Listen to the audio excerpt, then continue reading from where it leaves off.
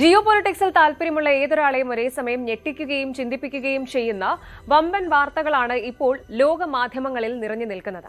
ഒരു വശത്ത് ലോകത്തിന്റെ എനർജി ചോക്ക് പോയിന്റായ സ്ട്രെയിറ്റ് ഓഫ് ഹോർമുസ് വഴി 30 കപ്പലുകൾ ഭാഗികമായി കടന്നുപോയെങ്കിലും യുദ്ധഭീതി കാരണം 26 എണ്ണം ഇപ്പോഴും അവിടെ കുടുങ്ങിക്കിടക്കുന്നു.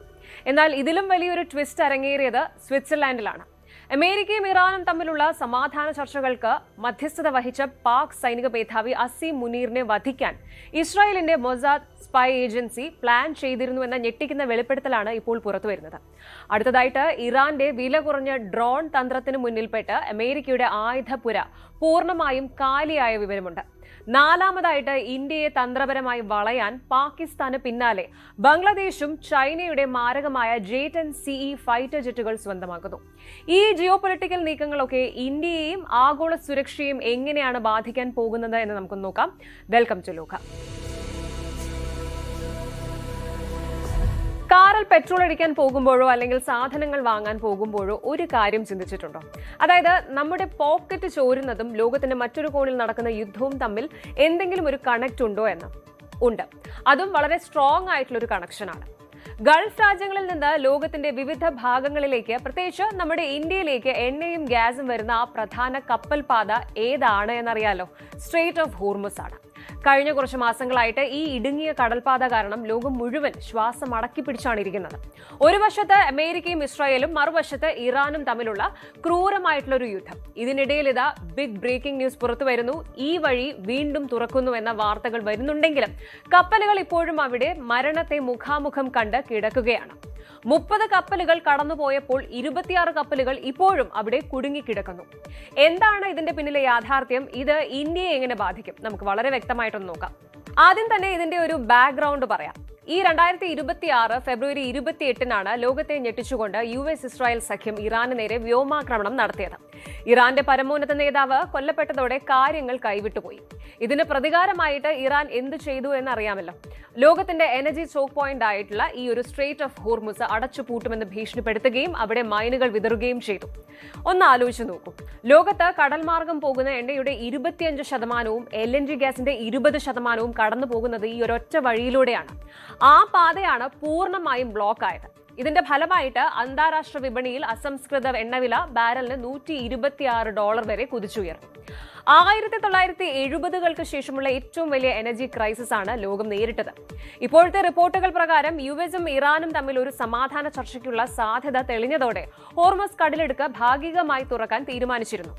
കപ്പലുകളുടെ മൂവ്മെന്റ് പതുക്കെ ആരംഭിക്കുകയും ചെയ്തു. ഇന്ത്യയിലേക്ക് വരുന്ന ചില കപ്പലുകൾ ഉൾപ്പെടെ 30ഓളം കപ്പലുകൾ ഈ പാതയിലൂടെ അതീവ ജാഗ്രതയോടെ ട്രാൻസിറ്റ് പൂർത്തിയാക്കി. പക്ഷേ ട്വിസ്റ്റ് അവിടെയല്ല. ഇപ്പോഴും 26-ലധികം ഭീമൻ കപ്പലുകളാണ് കടലിടുക്കിന് പുറത്ത് കാത്തുകിടക്കുന്നത്. എന്തുകൊണ്ടാണ് അവർ കടന്നു പോകാത്തത്? ഇതിന് പ്രധാന കാരണം ഫിയർ ആൻഡ് അൺസർട്ടനിറ്റി, അതായത് ഭയം.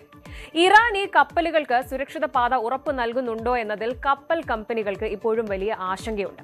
ഇൻഷുറൻസ് കമ്പനികൾ ഇങ്ങോട്ടേക്ക് പോകുന്ന കപ്പലുകൾക്ക് വൻ തുകയാണ് പ്രീമിയം ഈടാക്കുന്നത്. അതുകൊണ്ട് തന്നെ ഒരു പാർഷ്യൽ റീഓപ്പണിംഗ് നടന്നാലും കപ്പൽ ഗതാഗതം പൂർണ്ണസ്ഥിതിയിലാക്കാൻ വലിയ ബുദ്ധിമുട്ടാണ് എന്നാണ് ഈ റിപ്പോർട്ട് വ്യക്തമാക്കുന്നത്. ഇനി നമുക്ക് ജൂൺ അവസാന വാരത്തിലെ ഏറ്റവും പുതിയ 2 അപ്ഡേറ്റുകൾ ഒന്ന് നോക്കാം. ഐക്യരാഷ്ട്രസഭയുടെ ഇന്റർനാഷണൽ മാരിടൈം ഓർഗനൈസേഷൻ IMO പുറത്തുവിട്ട റിപ്പോർട്ട് പ്രകാരം ഹോർമുസ് കടലിടുക്കിൽ കുടുങ്ങിക്കിടക്കുന്ന 11,000-ലധികം നാവികരെ ഒഴിപ്പിക്കാനുള്ള ഒരു മാസ് ഇവാക്യുവേഷൻ പ്ലാൻ നിലവിൽ റൺ ചെയ്യുകയാണ്. കാരണം യുദ്ധം തുടങ്ങിയതിനു ശേഷം ഇതുവരെ 14 നാവികരാണ് ഈ മേഖലയിൽ കൊല്ലപ്പെട്ടത്. അമേരിക്കൻ പ്രസിഡന്റ് ഡൊണാൾഡ് ട്രംപും ഇറാന്റെ പ്രസിഡന്റും ഫ്രാൻസിൽ വെച്ച ഒരു താൽക്കാലിക ധാരണാപത്രത്തിൽ ഒപ്പുവെച്ചിരുന്നുവെങ്കിലും കൃത്യമായി പറഞ്ഞാൽ ഇന്ന്, അതായത് ജൂൺ 25, 2026 ഇറാന്റെ റെവല്യൂഷണറി ഗാർഡ്സ് IRGC ഒരു പുതിയ മുന്നറിയിപ്പ് നൽകിയിട്ടുണ്ട്. ഇറാൻ നിശ്ചയിച്ച പാതയിലൂടെ അല്ലാതെ കപ്പലുകൾ പോകുന്നത് അനുവദിക്കില്ല എന്നാണ് അവരുടെ വാദം. അതായത് അമേരിക്കയുമായി ചർച്ചകൾ നടക്കുന്നുണ്ടെങ്കിലും ഹോർമുസിലെ പിരിമുറുക്കം പൂർണ്ണമായും മാറിയിട്ടില്ല. സുരക്ഷാ പ്രശ്നങ്ങൾ ഇപ്പോഴും റെഡ് അലേർട്ടിൽ തന്നെയാണ്. ഇനി നമുക്ക് ഇവിടുത്തെ ഏറ്റവും പ്രധാനപ്പെട്ട ചോദ്യത്തിലേക്ക് വരാം. ഈ ഹോർമുസ് റീഓപ്പണിംഗും പ്രതിസന്ധിയും ഇന്ത്യയെ എങ്ങനെയാണ് ബാധിക്കുക? ഇന്ത്യ ഇതിനെ വളരെ ഉത്കണ്ഠയോടെയാണ് നോക്കിക്കാണുന്നത്. ഒന്നാമതായിട്ട് എണ്ണ ഇറക്കുമതിയാണ്. ഇന്ത്യ ഉപയോഗിക്കുന്ന ക്രൂഡ് ഓയിലിന്റെ 80%-ലധികവും നമ്മൾ ഇമ്പോർട്ട് ചെയ്യുന്നതാണ്. അതിൽ ഭൂരിഭാഗവും വരുന്നത് സൗദി അറേബ്യ, ഇറാഖ്, UAE എന്നീ ഗൾഫ് രാജ്യങ്ങളിൽ നിന്നാണ്. ഹോർമൂസ് പൂർണ്ണമായി തുറന്നാൽ മാത്രമേ ഇന്ത്യയിലേക്കുള്ള എണ്ണവരവ് സുഗമമാകും. എണ്ണവില കുറഞ്ഞാൽ മാത്രമേ നമ്മുടെ നാട്ടിൽ പെട്രോൾ ഡീസൽ വില കുറയുകയുള്ളൂ. രണ്ടാമതായിട്ട് ഷിപ്പിംഗ് കോസ്റ്റ് ആണ്, അതായത് ചരക്ക് കൂലി. ഹോർമസ് അടഞ്ഞു കിടന്നപ്പോൾ കപ്പലുകൾക്ക് ചുറ്റി വളഞ്ഞു വരേണ്ടി വന്നു. ഇത് ഇൻഷുറൻസ് ചാർജും ഫ്രൈറ്റ് ചാർജും കൂട്ടി. സ്വാഭാവികമായും ഇന്ത്യയിലെ സാധാരണക്കാരന്റെ നിത്യോപയോഗ സാധനങ്ങളുടെ വിലക്കയറ്റത്തിന് ഇത് കാരണമായി. ഈ പാത പൂർണ്ണമായും തുറന്നാൽ മാത്രമേ വിലക്കയറ്റത്തിൽ നിന്ന് ഇന്ത്യക്ക് താൽക്കാലിക ആശ്വാസം ലഭിക്കൂ. ഇനി മൂന്നാമതായിട്ട് നയതന്ത്ര വിജയമാണ്. ഇന്ത്യക്ക് ഇറാനുമായും US-ഉമായും ഒരേപോലെ നല്ല ബന്ധമാണുള്ളത്. അതുകൊണ്ട് തന്നെ ഇന്ത്യൻ കപ്പലുകൾക്ക് സുരക്ഷിത പാത ഒരുക്കാൻ ഇറാൻ നേരത്തെ സമ്മതിച്ചിരുന്നു. എങ്കിലും ആഗോള വിപണി ശാന്തമാകണമെങ്കിൽ ഹോർമുസ് പൂർണ്ണമായും പഴയപടിയാകേണ്ടതുണ്ട്. ചുരുക്കത്തിൽ പറഞ്ഞാൽ സ്ട്രെയിറ്റ് ഓഫ് ഹോർമുസ് തുറക്കുന്നു എന്ന വാർത്തകൾ ഇന്ത്യക്ക് വലിയൊരു ആശ്വാസ സൂചനയാണെങ്കിലും യുദ്ധത്തിന്റെ കരിനിഴൽ പൂർണ്ണമായും മാറിയിട്ടില്ല. 30 കപ്പലുകൾ കടന്നുപോയത് ഒരു നല്ല തുടക്കമാണ്. പക്ഷേ ബാക്കി കിടക്കുന്ന കപ്പലുകളും വരാനിരിക്കുന്ന ദിവസങ്ങളിലെ ഇറാൻ US ചർച്ചകളും മാത്രമേ ലോകത്തിന്റെ, പ്രത്യേകിച്ച് ഇന്ത്യയുടെ സാമ്പത്തിക ഭദ്രത നിശ്ചയിക്കൂ. വരും ദിവസങ്ങളിൽ നമ്മുടെ ഇന്ധനവില കുറയുമോ എന്ന് ഈ കടലിടുക്കിലെ നീക്കങ്ങൾ കൊണ്ട് കണ്ടറിയാം. സിനിമകളിലെ സ്പൈ ത്രില്ലർ കഥകളെ പോലും തോൽപ്പിക്കുന്ന രീതിയിലുള്ള വൻ ചരടുവലികളാണ് അന്താരാഷ്ട്ര രാഷ്ട്രീയത്തിൽ പലപ്പോഴും നടക്കുന്നത്. നമ്മൾ കാണുന്നതിനേക്കാൾ എത്രയോ ഭയങ്കരമാണ് അണിയറയിൽ നടക്കുന്ന സംഭവങ്ങൾ. ഇപ്പോൾ ഇതാ ആഗോളതലത്തിൽ വലിയൊരു ജിയോ പൊളിറ്റിക്കൽ ഭൂകമ്പം സൃഷ്ടിച്ചുകൊണ്ട് ഒരു സ്ഫോടനാത്മകമായിട്ടുള്ള ഒരു വാർത്ത പുറത്തു വന്നിരിക്കുകയാണ്. സ്വിറ്റ്സർലാൻഡിൽ വെച്ച് നടന്ന അതീവ രഹസ്യമായ ഒരു ഇന്റർനാഷണൽ സമാധാന ചർച്ചയ്ക്കിടയിൽ പാകിസ്ഥാൻ സൈനിക മേധാവി ഫീൽഡ് മാർഷൽ അസീം മുനീറിനെ വധിക്കാൻ ഇസ്രായേലിന്റെ വിഖ്യാത ചാരസംഘടനയായ മൊസാദ് വൻ പദ്ധതിയിട്ടിരുന്നു. കേൾക്കുമ്പോൾ തന്നെ ഞെട്ടൽ തോന്നുന്നുണ്ടാകാം, അല്ലെ? ലോകപ്രശസ്ത ജിയോ പൊളിറ്റിക്കൽ അനലിസ്റ്റും ബ്രസീലിയൻ ജേർണലിസ്റ്റുമായ പെപ്പെ എസ്കോബാറാണ് ഈ ഒരു കർട്ടൻ റേസർ വെളിപ്പെടുത്തൽ നടത്തിയത്. മിഡിൽ ഈസ്റ്റിലെയും സൗത്ത് ഏഷ്യയിലെയും സുരക്ഷാ സമവാക്യങ്ങളെ പൂർണ്ണമായി മാറ്റിമറിക്കാൻ പോകുന്ന ഈ വാർത്തയുടെ യാഥാർത്ഥ്യം എന്താണ്? ഇതിന് പിന്നിലെ സത്യം എന്താണ്? നമുക്ക് വിശദമായിട്ട് പരിശോധിക്കാം. സംഭവത്തിന്റെ തുടക്കം എക്സ് പ്ലാറ്റ്ഫോമിൽ നിന്നാണ്. പ്രശസ്ത രാഷ്ട്രീയ നിരീക്ഷകനായ മാരിയോ നൌഫൽ നയിച്ച ഒരു ലൈവ് പോഡ്കാസ്റ്റ് ചർച്ചയ്ക്കിടയിലാണ് പെപ്പെ എസ്കോബാർ ഈ ഒരു ഗുരുതരമായ ആരോപണം ഉന്നയിക്കുന്നത്. കാര്യം എന്താണ് എന്ന് വെച്ചാൽ, കഴിഞ്ഞ കുറച്ചു കാലമായിട്ട് അമേരിക്കയും ഇറാനും തമ്മിൽ നിലനിൽക്കുന്ന കടുത്ത ശത്രുതയ്ക്ക് പരിഹാരം കാണാൻ പാകിസ്ഥാന്റെ മധ്യസ്ഥതയിൽ ഒരു സമാധാന ശ്രമം നടക്കുന്നുണ്ടായിരുന്നു. ഇതിന്റെ ഭാഗമായിട്ട് ഉണ്ടാക്കിയതാണ് ഇസ്ലാമാബാദ് ധാരണാപത്രം. ഈ ചർച്ചകളുടെ തുടർച്ചയായിട്ടാണ് സ്വിറ്റ്സർലാൻഡിലെ ബെർഗൻസ്റ്റോക്കിൽ ഒരു ഉന്നതതല യോഗം ചേർന്നത്. US vice president JD Vance, ഇറാന്റെ വിദേശകാര്യമന്ത്രി അബ്ബാസ് അറാഖ്ചി തുടങ്ങിയ വമ്പൻ നേതാക്കളാണ് ഈ നിർണായക മീറ്റിംഗിൽ പങ്കെടുത്തത്.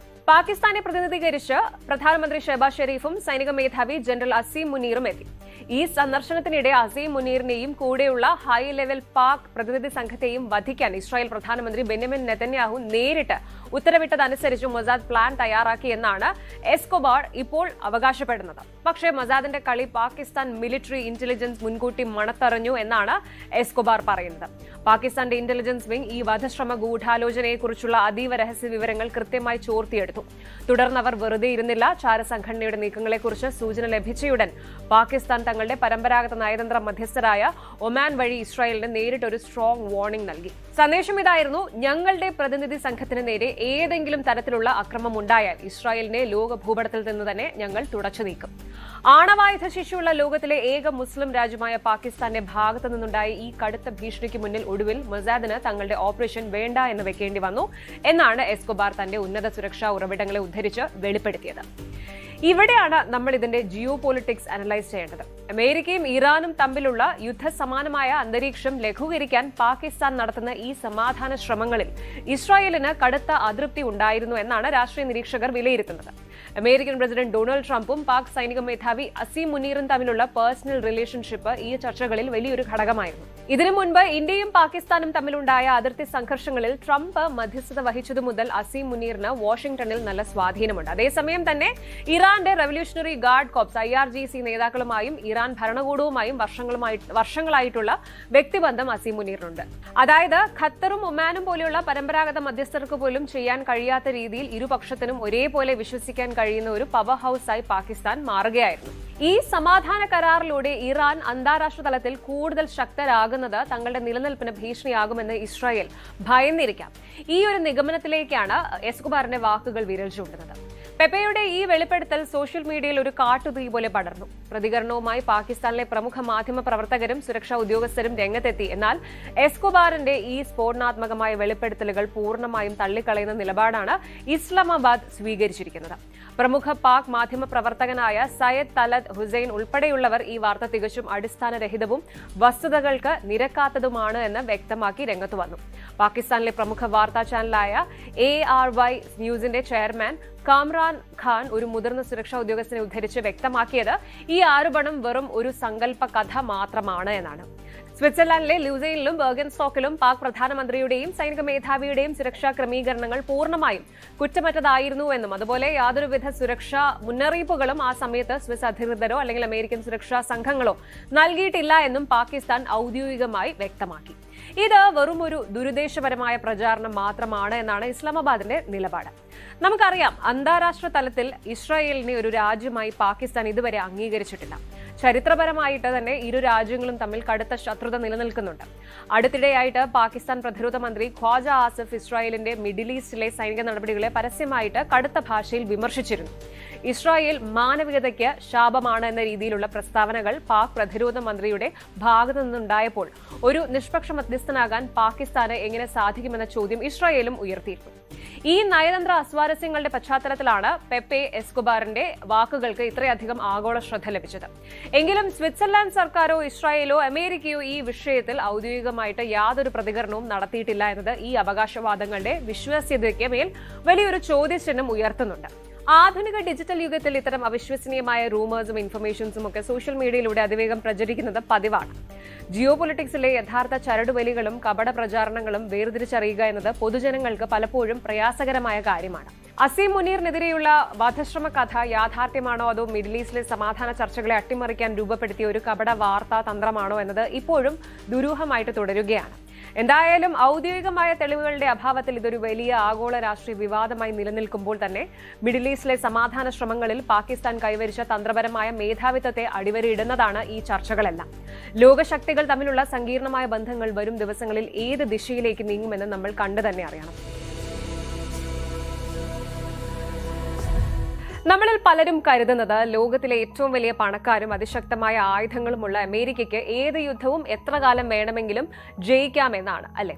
എന്നാൽ ആ ധാരണകളെല്ലാം തകിടം മറിഞ്ഞിരിക്കുകയാണ്. പശ്ചിമേഷ്യയിൽ ആഴ്ചകൾ നീണ്ടുനിന്ന കടുത്ത സൈനിക നീക്കങ്ങൾക്കൊടുവിൽ ഇതാ അമേരിക്കയും ഇറാനും തമ്മിൽ ഒരു താൽക്കാലിക വെടിനിർത്തൽ പ്രഖ്യാപിച്ചിരിക്കുകയാണ്. പക്ഷേ കഥ അവിടെ തീരുന്നില്ല. ഈ യുദ്ധത്തിന്റെ യഥാർത്ഥ ആഘാതം വെടിയൊച്ചകൾ നിലച്ചതിന് ശേഷമാണ് ലോകം തിരിച്ചറിയുന്നത്. ഓപ്പറേഷൻ എപിക് ഫ്യൂരി എന്ന പേരിട്ട് ഈ ഒരു 38 ദിവസത്തെ കടുത്ത വ്യോമാക്രമണ പരമ്പരയിൽ അമേരിക്ക നേരിട്ടത് ചരിത്രത്തിലെ ഏറ്റവും വലിയ ആയുധക്ഷാമമാണ്. ശത്രുവിനെ തകർക്കാൻ അത്യാധുനിക ടെക്നോളജി ഉപയോഗിച്ച അമേരിക്കയുടെ ആയുധപ്പുരകൾ ഇന്ന് വറ്റി വരണ്ടിരിക്കുകയാണ്. ആധുനിക യുദ്ധങ്ങൾ കേവലം സൈനികരുടെ വീര്യത്തിൽ മാത്രമല്ല, രാജ്യങ്ങളുടെ വ്യവസായ ഉൽപാദന ശേഷിയിലാണ് നിലനിൽക്കുന്നതെന്ന് ഈ ഒരു പ്രതിസന്ധി തെളിയിക്കുന്നു. ഇറാൻ എങ്ങനെയാണ് തങ്ങളുടെ തന്ത്രങ്ങളിലൂടെ അമേരിക്കയുടെ മിസൈൽ ശേഖരം പൂർണ്ണമായും ശൂന്യമാക്കിയത്? ചൈന ഇതിൽ നിന്ന് എങ്ങനെയാണ് ലാഭം കൊയ്യുന്നത്? നമുക്ക് ഈ ഒരു വിഷയം ഒന്ന് അനലൈസ് ചെയ്യാം. ഈ യുദ്ധത്തിൽ ഇറാന്റെ ഏറ്റവും വലിയ സ്ട്രാറ്റജി എന്തായിരുന്നു എന്നറിയാമോ? സൈനികമായിട്ട് അമേരിക്കയെ നേരിടുന്നതിനേക്കാൾ ഉപരി സാമ്പത്തികമായും ഭൗതികമായും അവരെ അങ്ങേയറ്റം തളർത്തുക എന്നതായിരുന്നു അത്. അതിനായിട്ട് ഇറാൻ ഉപയോഗിച്ചത് തദ്ദേശീയമായി നിർമ്മിക്കുന്ന ഷഹേദ് വിഭാഗത്തിൽപ്പെട്ട ഡ്രോണുകളാണ്.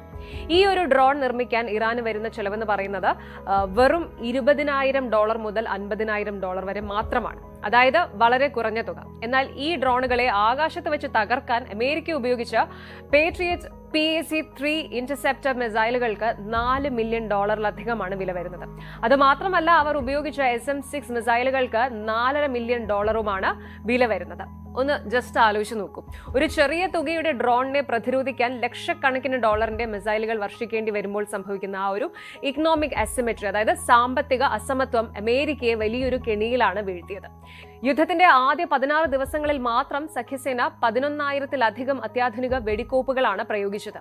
ഇതിന്റെ ആകെ ചെലവ് ഏതാണ്ട് $26 ബില്യൺ അധികമായിരുന്നു. ഈ അസമത്വം തുടരുമ്പോൾ മിസൈൽ ശേഖരം അതിവേഗം ശൂന്യമാവുകയും പ്രതിരോധം അസാധ്യമാവുകയും ചെയ്യും. അമേരിക്കയുടെ മിസൈൽ ശേഖരത്തിലുണ്ടായ ഈ പെട്ടെന്നുള്ള കുറവ് പശ്ചിമേഷ്യയിൽ മാത്രമല്ല, ഗ്ലോബൽ ലെവലിൽ തന്നെ ഒരു വലിയ ഭൗമരാഷ്ട്രീയ ചലനങ്ങൾക്കാണ് കാരണമായത്. വാഷിംഗ്ടണിലെ പ്രമുഖ തിങ്ക് ടാങ്ക് ആയ centre for strategic and international studies CSIS പുറത്തുവിട്ട റിപ്പോർട്ടുകൾ പ്രകാരം ഇറാന്റെ പക്കലുള്ള മിസൈലുകളെ പ്രതിരോധിക്കുന്നതിലൂടെ അമേരിക്കൻ ആയുധപുരകളിൽ ഉണ്ടായ ശൂന്യത പസഫിക് മേഖലയിൽ ചൈനയ്ക്കെതിരെയുള്ള തന്ത്രപരമായ പ്രതിരോധത്തെ ദോഷകരമായി ബാധിക്കും. ഈ അവസ്ഥയെ പ്രതിരോധിക്കാൻ വിദഗ്ധർ ഒരു അപകടകരമായ വിള്ളൽ എന്നാണ് വിശേഷിപ്പിക്കുന്നത്. തായ്വാൻ കടലിടുക്കോ, അതായത് തായ്വാൻ സ്ട്രെയിറ്റോ അല്ലെങ്കിൽ ദക്ഷിണ ചൈന കടലിലോ ചൈനയുമായി പെട്ടെന്നൊരു സംഘർഷം ഉണ്ടായാൽ അതിനെ നേരിടാൻ ആവശ്യമായ ദീർഘദൂര ക്രൂയിസ് മിസൈലുകളും വ്യോമ പ്രതിരോധ സംവിധാനങ്ങളും നിലവിൽ അമേരിക്കയുടെ പക്കൽ ആവശ്യത്തിനില്ല. ചൈന വളരെ കൃത്യമായിട്ട് ഈ ഒരു ദൗർലഭ്യം ഒളിഞ്ഞു നോക്കി നിരീക്ഷിക്കുന്നുണ്ടെന്നത് അമേരിക്കൻ നാവിക വ്യോമസേന ആസൂത്രകരെ കടുത്ത സമ്മർദ്ദത്തിലാക്കുന്നുണ്ട്. യുക്രൈനിലേക്ക് പേട്രിയറ്റ് മിസൈലുകൾ അയച്ചതിന് പിന്നാലെ ഇറാനുമായിട്ടുള്ള യുദ്ധം കൂടി വന്നതോടെ അമേരിക്കയുടെ ആഗോള പ്രതിരോധ സമവാക്യങ്ങൾ പൂർണ്ണമായും തെറ്റിയിരിക്കുകയാണ്. ഇനി നമ്മൾക്ക് ചിന്തിക്കാം, അമേരിക്കയ്ക്ക് പുതിയ മിസൈലുകൾ അങ്ങ് ഫാക്ടറിയിൽ നിന്ന് പെട്ടെന്ന് നിർമ്മിച്ചെടുത്താൽ പോരെയെന്ന്. അവിടെയാണ് ഏറ്റവും വലിയ വില്ലൻ ഇരിക്കുന്നത്. ഒരു യുദ്ധകാല പരിസ്ഥിതിയിൽ ആവശ്യാനുസരണം ആയുധങ്ങൾ വേഗത്തിൽ നിർമ്മിച്ചു നൽകാൻ അമേരിക്കൻ പ്രതിരോധ വ്യവസായത്തിന് നിലവിൽ സാധിക്കുന്നില്ല. കോൾഡ് വാറിന്റെ അവസാനത്തോടെ അമേരിക്ക തങ്ങളുടെ പ്രതിരോധ നിർമ്മാണ മേഖല ചുരുക്കുകയും വലിയ തോതിലുള്ള ആയുധ ശേഖരണം അവസാനിപ്പിക്കുകയും ചെയ്തിരുന്നു. ഉദാഹരണത്തിന് ഈ യുദ്ധത്തിൽ 1000-ലധികം ടോമഹോക്ക് മിസൈലുകളാണ് അമേരിക്കയ്ക്ക് ഉപയോഗിക്കേണ്ടി വന്നത്. എന്നാൽ കഴിഞ്ഞ 10 വർഷത്തെ കണക്കനുസരിച്ച് അമേരിക്ക പ്രതിവർഷം ശരാശരി 86 മിസൈലുകൾ മാത്രമാണ് നിർമ്മിച്ചിരുന്നത്. നിലവിലെ സാഹചര്യത്തിൽ ഈ മിസൈൽ ശേഖരം പഴയപടിയാക്കാൻ 2030 അല്ലെങ്കിൽ 2031 വരെ, ആ ഒരു വർഷം വരെ കാത്തിരിക്കേണ്ടി വരും. ഇതുപോലെ തന്നെയാണ് താഡ് പ്രതിരോധ മിസൈലുകളുടെ ശേഖരം പുനഃസ്ഥാപിക്കാനായിട്ട് 2029 വരെ സമയമെടുക്കും. പ്രതിരോധ നിർമ്മാണ കമ്പനികൾക്ക് പെട്ടെന്ന് ഉൽപാദനം കൂട്ടാൻ സാധിക്കാത്തതിന് പിന്നിൽ പലവിധ കാരണങ്ങളുണ്ട്.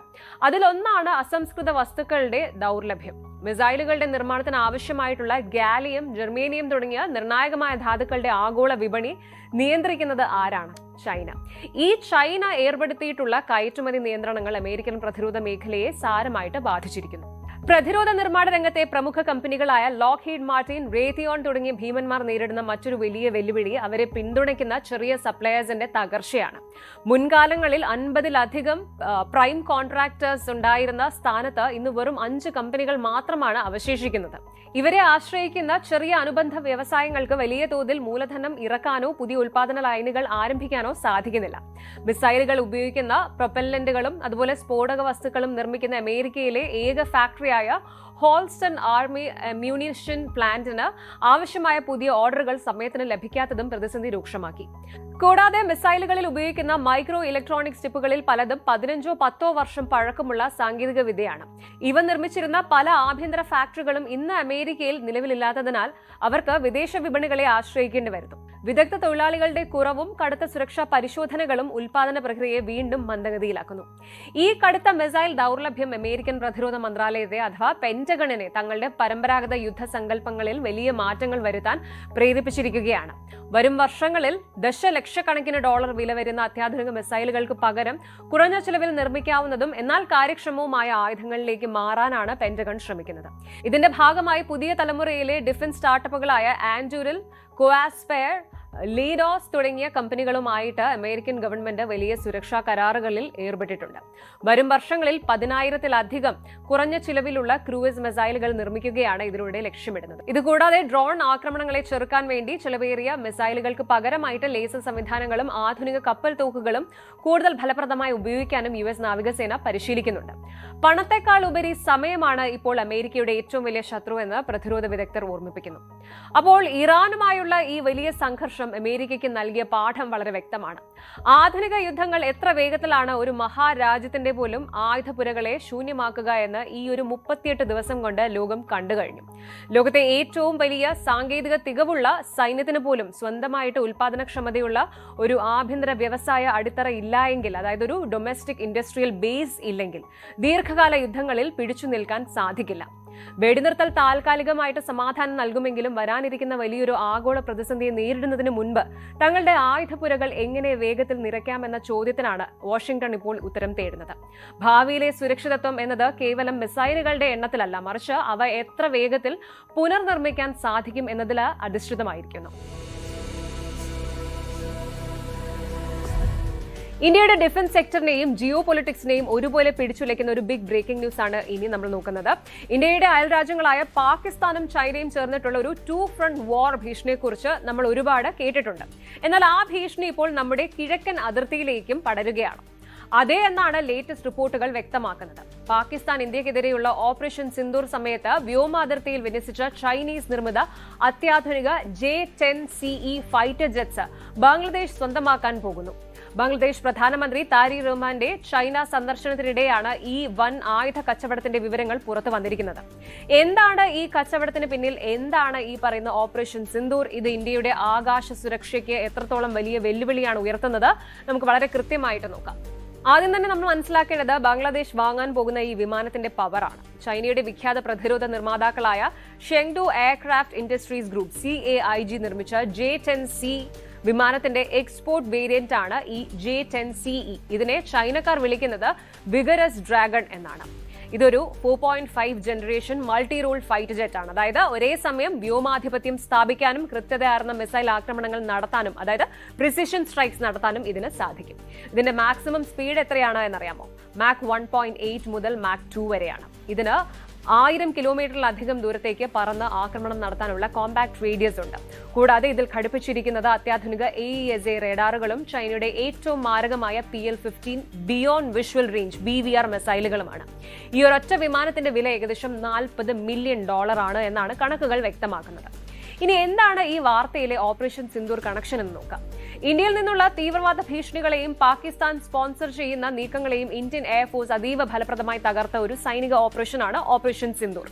ഈ ഓപ്പറേഷൻ സമയത്ത് ഇന്ത്യൻ യുദ്ധവിമാനങ്ങളെ പ്രതിരോധിക്കാനും ഇന്ത്യക്ക് ഭീഷണി ഉയർത്താനും പാകിസ്ഥാൻ വ്യോമസേന അതിർത്തിയിൽ വിന്യസിച്ചത് ചൈനയിൽ നിന്ന് വാങ്ങിയ ഇതേ J-10CE വിമാനങ്ങളായിരുന്നു. ലോകത്ത് ചൈനയ്ക്ക് പുറത്ത് ഈ വിമാനം നിലവിൽ ഉപയോഗിക്കുന്ന ഒരേ ഒരു രാജ്യം പാകിസ്ഥാൻ മാത്രമാണ്. എന്നാൽ ഇപ്പോൾ ഇതാ പാകിസ്ഥാന് പിന്നാലെ ഈ മാരക വിമാനം വാങ്ങുന്ന രണ്ടാമത്തെ രാജ്യമായിട്ട് മാറാൻ ഒരുങ്ങുകയാണ് ബംഗ്ലാദേശ്. ചൈനയുമായുള്ള വലിയൊരു പ്രതിരോധ നവീകരണ പദ്ധതിയുടെ ഭാഗമായിട്ട് ഏകദേശം 24 J-10CE വിമാനങ്ങൾ വാങ്ങാനാണ് ബംഗ്ലാദേശ് താൽപര്യപ്പെടുന്നത്. നിലവിലെ ഏറ്റവും പുതിയ വാർത്തകൾ അനുസരിച്ച് ബംഗ്ലാദേശ് പ്രധാനമന്ത്രി താരിഖ് റഹ്മാൻ ജൂൺ 24 മുതൽ 26 വരെയുള്ള ദിവസങ്ങളിൽ ചൈനയിൽ ഔദ്യോഗിക സന്ദർശനത്തിലാണ്. ഇന്ന്, അതായത് ജൂൺ 25 അദ്ദേഹം ചൈനീസ് പ്രീമിയർ ലിയുമായും അതുപോലെ ജൂൺ 26 ചൈനീസ് പ്രസിഡന്റ് ഷി ജിൻപിങ്ങുമായിട്ടും നിർണായകമായ കൂടിക്കാഴ്ചകൾ നടത്തുന്നുണ്ട്. ബംഗ്ലാദേശ് മാധ്യമമായ ഡെയിലി വാദ റിപ്പോർട്ട് പ്രകാരം ഈ സന്ദർശനത്തിനിടയിലെ ഏറ്റവും പ്രധാനപ്പെട്ട ചർച്ച ഈ ഫൈറ്റർ ജെറ്റ് ഡീൽ ഉറപ്പിക്കുക എന്നത് തന്നെയാണ്. ഏകദേശം $1 ബില്യൺ മൂല്യം വരുന്നതാണ് ഈ ആയുധ കച്ചവടം. വരുന്ന ഓഗസ്റ്റ് മാസത്തോടെ കരാറിൽ ഇരു രാജ്യങ്ങളും ഔദ്യോഗികമായിട്ട് ഒപ്പുവെക്കുമെന്നാണ് ബംഗ്ലാദേശ് ഗവൺമെന്റ് വൃത്തങ്ങൾ നൽകുന്ന സൂചന. ഈ സന്ദർശനത്തിൽ പ്രതിരോധം കൂടാതെ ഇൻഫ്രാസ്ട്രക്ചർ, ട്രേഡ്, ഇൻവെസ്റ്റ്മെന്റ് തുടങ്ങിയ മേഖലകളിലായി 15-ലധികം ധാരണാപത്രങ്ങളും 2 പ്രധാന കരാറുകളും ഒപ്പുവെക്കുന്നുണ്ട്. ഇതിലൂടെ ചൈനയും ബംഗ്ലാദേശും തമ്മിലുള്ള ബന്ധം വെറും ഒരു സ്ട്രാറ്റജിക് പാർട്ണർഷിപ്പിൽ നിന്നും ഒരു കമ്മ്യൂണിറ്റി വിത്ത് എ ഷെയർഡ് ഫ്യൂച്ചറിലേക്ക്, അതായത് പരസ്പരം കോർത്തിണക്കപ്പെട്ട ഒരു ഭാവി പങ്കാളിത്തത്തിലേക്ക് മാറ്റാനാണ് ലക്ഷ്യമിടുന്നത്. ഇനി നമുക്ക് ഏറ്റവും പ്രധാനപ്പെട്ട കാര്യത്തിലേക്ക് വരാം. ബംഗ്ലാദേശ് ഈ വിമാനങ്ങൾ വാങ്ങുന്നത് ഇന്ത്യയെ എങ്ങനെ ബാധിക്കും? പ്രതിരോധ വിദഗ്ധരുടെ അഭിപ്രായത്തിൽ ഇത് ഇന്ത്യക്ക് വലിയൊരു തന്ത്രപരമായ തലവേദനയാണ് ഉണ്ടാക്കാൻ പോകുന്നത്. ഒന്നാമതായിട്ട് ഡബിൾ ഫ്രണ്ട് എയർ ഡൈനാമിക്, അതായത് ഇതുവരെ നമ്മൾ പടിഞ്ഞാറൻ അതിർത്തിയിൽ പാകിസ്ഥാനെ മാത്രമാണ് എയർ ഡിഫൻസിൽ കൂടുതൽ ശ്രദ്ധിച്ചിരുന്നത്. എന്നാൽ പാകിസ്ഥാൻ ഉപയോഗിക്കുന്ന അതേ ചൈനീസ് വിമാനങ്ങൾ കിഴക്കൻ അതിർത്തിയിൽ ബംഗ്ലാദേശും വിന്യസിക്കുന്നതോടെ ഇന്ത്യക്ക് ഇരുവശത്തു നിന്നും ഒരേ തരത്തിലുള്ള വ്യോമ ഭീഷണി നേരിടേണ്ടി വരും. ഇനി രണ്ടാമതായിട്ട് ചൈനീസ് സ്വാധീനമാണ്. ബംഗ്ലാദേശ് മിലിറ്ററിയുടെ ആകെ ആയുധ ഇറക്കുമതിയുടെ 70%-ലധികവും ചൈനീസ് നിർമ്മിതമാണ്. ഇപ്പോൾ ഈ അത്യാധുനിക വിമാനങ്ങൾ കൂടി എത്തുന്നതോടെ ബംഗ്ലാദേശിന്റെ വ്യോമസേനാ താവളങ്ങളിൽ ചൈനീസ് സാങ്കേതിക വിദഗ്ധരുടെയും റേഡാർ സിസ്റ്റങ്ങളുടെയും സാന്നിധ്യം വർദ്ധിക്കും. ബേ ഓഫ് ബംഗാളിലും അതുപോലെ ഇന്ത്യയുടെ ചിക്കൻസ് നെക്ക് ഇടനാഴിക്ക് സമീപവും ചൈനയ്ക്ക് നിരീക്ഷണശേഷി കൂടാൻ ഇത് കാരണമാകും. മൂന്നാമതായിട്ട് ആയുധ സന്തുലിതാവസ്ഥയിലെ മാറ്റമാണ്. അതായത് ബംഗ്ലാദേശിന്റെ പക്കൽ നിലവിൽ റഷ്യൻ നിർമ്മിത MiG-29 വിമാനങ്ങളാണ് ഉള്ളത്. അതിൽ നിന്നും ഈ ഒരു 4.5 ജനറേഷൻ ഡിജിറ്റലി ഇന്റഗ്രേറ്റഡ് ആയിട്ടുള്ള J-10CEയിലേക്ക് അവർ മാറുമ്പോൾ കിഴക്കൻ മേഖലയിലെ ആകാശ ശക്തിയുടെ ബാലൻസ് പാടെ മാറും. ചുരുക്കത്തിൽ പറഞ്ഞാൽ ബംഗ്ലാദേശ് തങ്ങളുടെ രാജ്യത്തിന്റെ പ്രതിരോധം ശക്തമാക്കാൻ ഫോഴ്സസ് ഗോൾ 2030 പദ്ധതിയുടെ ഭാഗമായിട്ടാണ് ഈ വിമാനങ്ങൾ വാങ്ങുന്നതെങ്കിലും ഇതിന്റെ അണിയറയിലെ ചരടുവലികൾ ചൈനയുടേതാണ്. പാകിസ്ഥാന് പിന്നാലെ ബംഗ്ലാദേശിനെയും തങ്ങളുടെ ആയുധ വലയത്തിലാക്കി ഇന്ത്യയെ തന്ത്രപരമായിട്ട് വളയാനാണ് ബെയ്ജിംഗ് ശ്രമിക്കുന്നത്. വരും ദിവസങ്ങളിൽ ഡൽഹി ഈ നീക്കത്തോടെ എങ്ങനെ പ്രതികരിക്കുമെന്നും ഇന്ത്യയുടെ കിഴക്കൻ വ്യോമ പ്രതിരോധ സംവിധാനങ്ങൾ എങ്ങനെ ശക്തമാക്കുമെന്നും നമ്മൾ കണ്ടറിയേണ്ടതുണ്ട്. എന്തായാലും അന്താരാഷ്ട്ര തലത്തിൽ വലിയ നയതന്ത്ര യുദ്ധങ്ങളും പ്രതിരോധ പ്രതിസന്ധികളും നിലനിൽക്കുന്നുണ്ടെങ്കിലും ഇതിനെയെല്ലാം അതിജീവിക്കാനായിട്ട് ലോകരാജ്യങ്ങൾ ചർച്ചകളുടെയും സമാധാനത്തിന്റെയും പാത തിരഞ്ഞെടുക്കുന്നു എന്നത് വലിയൊരു പോസിറ്റീവ് സൂചനയാണ്. അമേരിക്ക തങ്ങളുടെ ആയുധക്ഷാമം പരിഹരിക്കാൻ പുതിയ ഡിഫൻസ് സ്റ്റാർട്ടപ്പുകളിലേക്ക് തിരിയുമ്പോഴും ഏഷ്യൻ മേഖലയിൽ സുരക്ഷിതത്വം ഉറപ്പാക്കാൻ പുതിയ നയതന്ത്ര നീക്കങ്ങൾ സജീവമാകുന്നുണ്ട്. എത്ര വലിയ യുദ്ധവിമാന കരാറുകൾ നടന്നാലും ലോകത്തിന്റെ സാമ്പത്തിക ഭദ്രതയും മനുഷ്യജീവനുകളുടെ സുരക്ഷയുമാണ് ഏറ്റവും പ്രധാനമെന്ന് ഓരോ പ്രതിസന്ധിയും നമ്മെ ഓർമ്മിപ്പിക്കുന്നു. വരും ദിവസങ്ങളിൽ കൂടുതൽ ശുഭകരമായ മാറ്റങ്ങൾ ആഗോള രാഷ്ട്രീയത്തിൽ ഉണ്ടാകുമെന്ന് നമുക്ക് പ്രത്യാശിക്കാം. Good night.